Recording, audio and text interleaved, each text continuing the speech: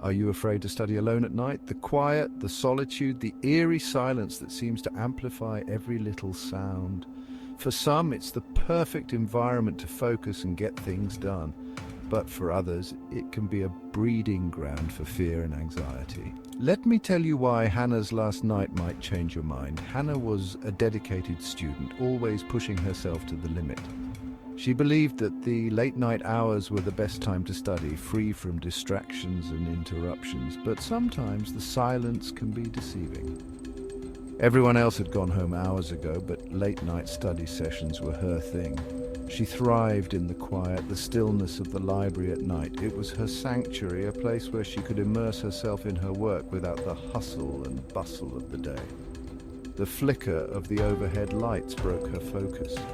It was a minor annoyance, something she had grown accustomed to over the countless nights she had spent there. But that night, it felt different.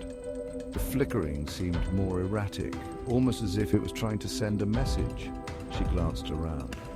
No one. Just rows of empty desks and towering bookshelves.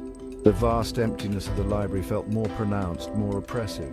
She could feel the weight of the silence pressing down on her, making her hyper-aware of every little sound. She brushed it off and went back to her screen.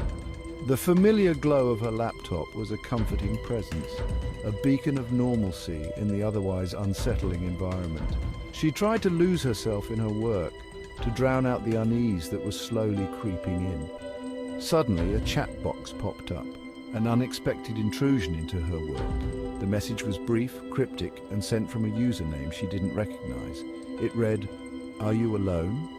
She didn't recognize the username. She closed the window, dismissing it as a prank or a mistake. But the unease lingered, gnawing at the edges of her mind. She couldn't shake the feeling that she was being watched. A few moments later, another message appeared. This time, it was more direct, more menacing. "I can see you." Her blood ran cold. She looked around, her heart pounding. The library, once her sanctuary, now felt like a trap. Her blood ran cold.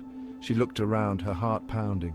The shadows seemed to move, to shift and coalesce into something sinister. She felt a presence, an unseen watcher lurking just out of sight. Then a loud thud echoed from the back. Footsteps, slow, heavy, approaching. Each step reverberated through the empty library, a chilling reminder that she was not alone.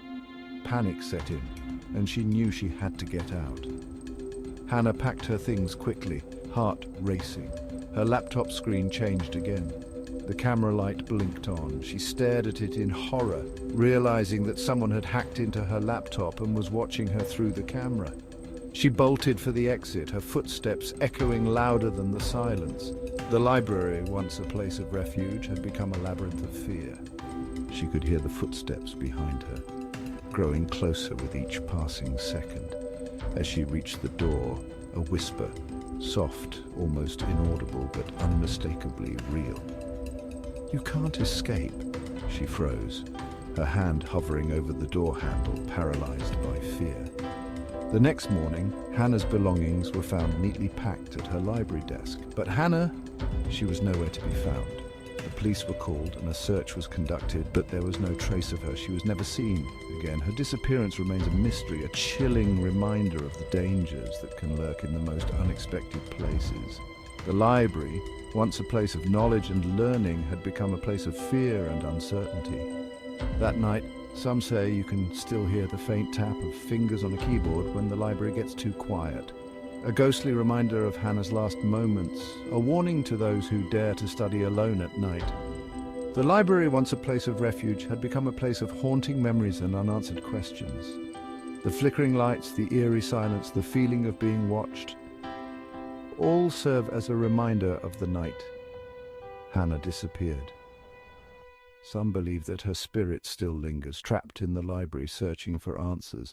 Others think it's just a story, a cautionary tale to keep students from staying too late.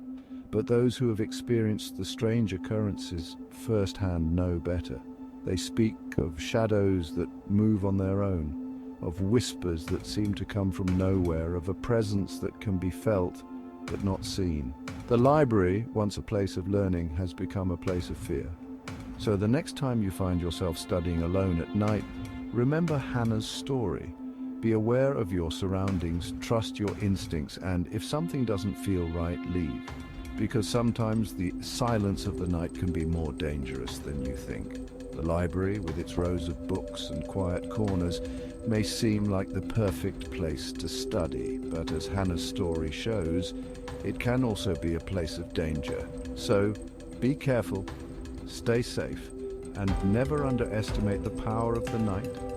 And if you ever hear the faint tap of fingers on a keyboard when the library gets too quiet, remember Hannah.